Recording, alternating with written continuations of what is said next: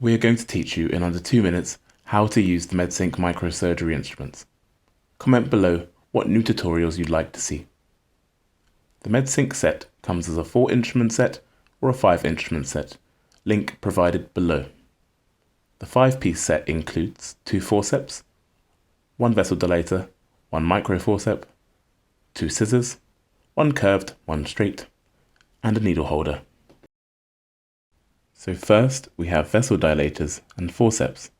Dilators have a more curved body and blunted tips. Both can be used to handle vessel adventitia, but only the dilators can carefully enter the vessel lumen in order to dilate it.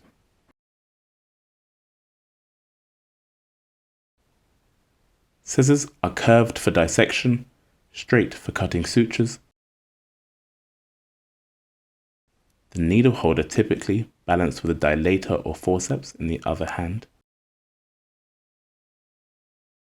The forceps and dilators can be held like a pen between index and middle fingers. The little finger can be extended to provide stability on a sturdy surface. It's important to hold the instruments along their length at a point that gives you full control and stability.